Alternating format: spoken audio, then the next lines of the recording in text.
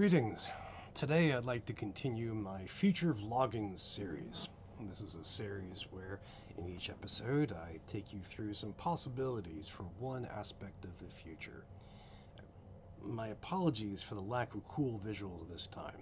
The topic is one that really lends itself to visuals, and the problem is this month is one that has me on a really grueling schedule with a whole pile of deadlines. So, for today's purposes, please, you can just treat this as a podcast. Look away from the screen and listen only to my voice because that's the content for today. So, artificial companions, that's an ancient idea, literally ancient. It goes back to ancient Greece, where we have the myth of Galatea. More recently, we've seen this in science fiction going back to the 1800s, where we have stories of creators building artificial companions for humans. They might be robots, they might be statues, they might be pure magic. That's a long and rich history to explore another time.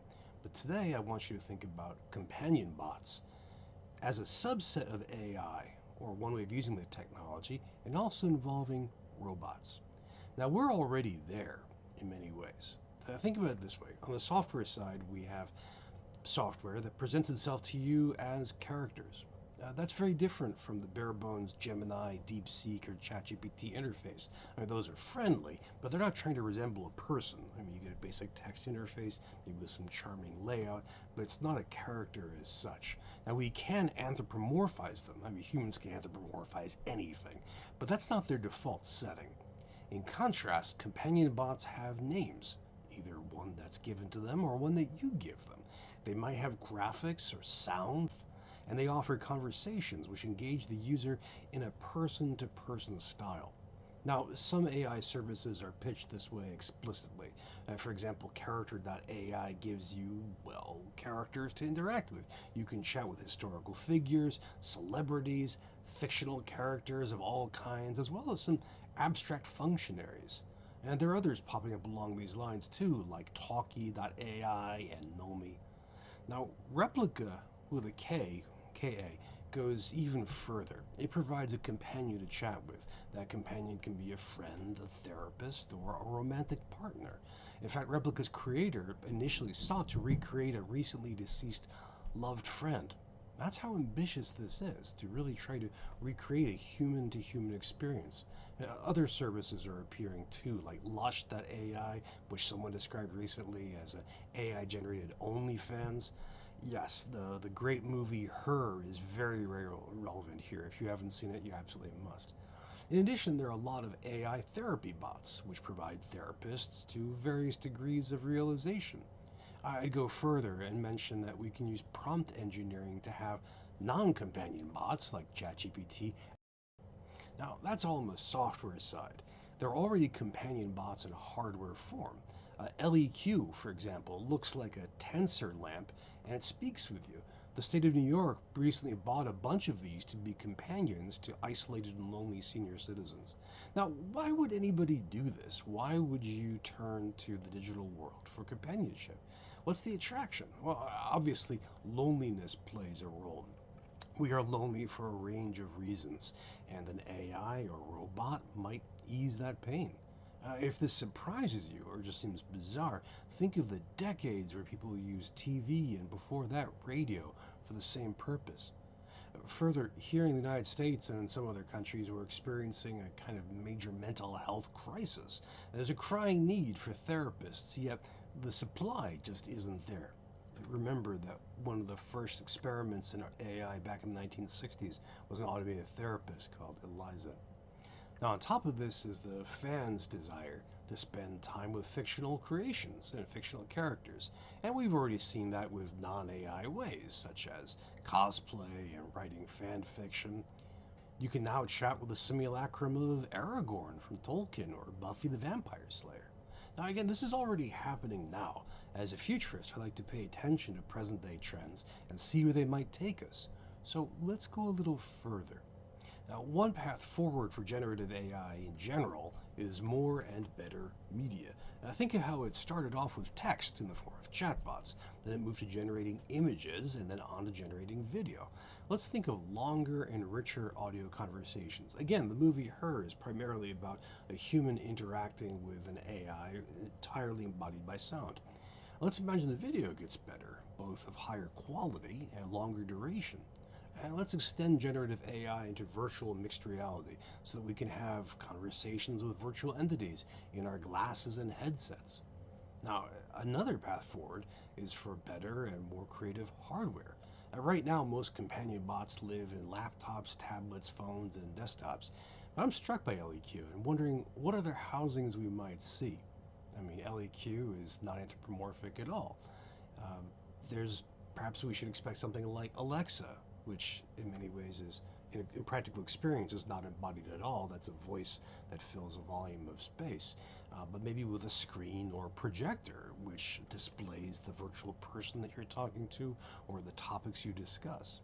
Now, dolls might become domains for AI. Historically, dolls have had a range of shapes and sizes, from small to large animals, realistic people to fantasies. As robotics continue to advance, these functions can really improve. Now, we're already seeing this over the past year, where various companies have showed off robots that are walking, dancing, and so on. Imagine those going further, especially at the home or in your workplace. I'd like to think, for example, of a robot that can help me in my library. I could ask them for their opinion of a given book. They could pick a book off a shelf, scan the cover, analyze this, pull down data, and offer a response. Imagine a robot at work in your kitchen, cleaning or cooking, and you chat with them about the day's news or your feelings over coffee. I mean, think of conversing with a robot the shape of a dragon, or one who looks like Abraham Lincoln, which happened in the classic Philip K. Dick novel. I mean, obviously there are romantic and sexual dimensions here. That was there's already a growing sex bot industry, which is controversial but winning a lot of investment. Now, another way that these developments might advance is by changing human behavior. Like, how many people will gradually prefer bots to people given the choice? And they might not see themselves as having a choice.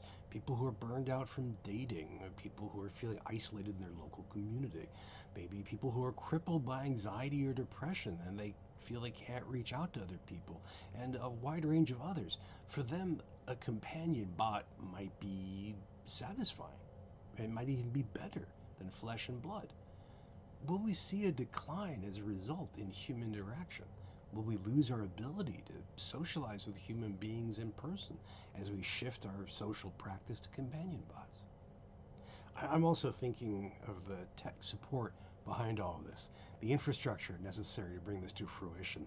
I mean, there's a lot of hardware, software, networking, human computer interaction, interface design ahead.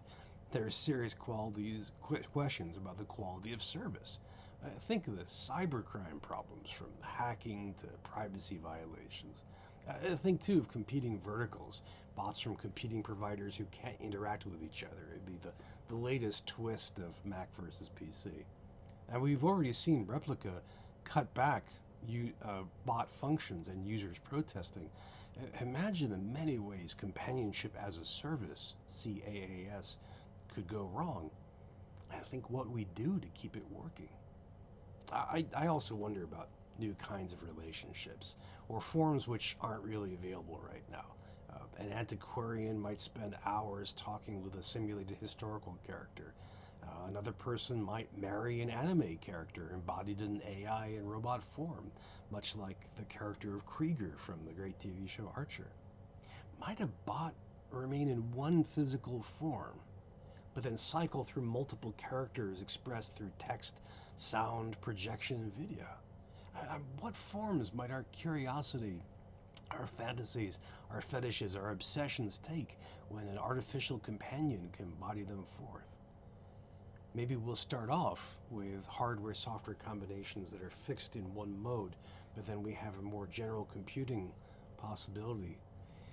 We might also imagine opposition to this taking various forms. Religions might oppose companion bots as idolatry or for weakening family bonds. I mean, think about how many people would spend less time and less mental effort with their parents, children, spouse, etc., because they have the bots instead.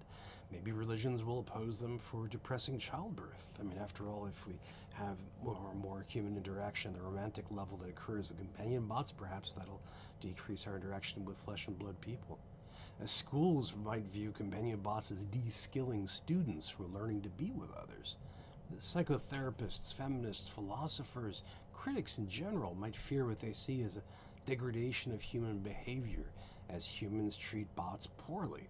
The ultimate objectification, the ultimate venue for humans' worst output. I mean, think of what happens in the TV show Westworld, for example. But how would they apprehend the happiness and joy that companion bot users describe?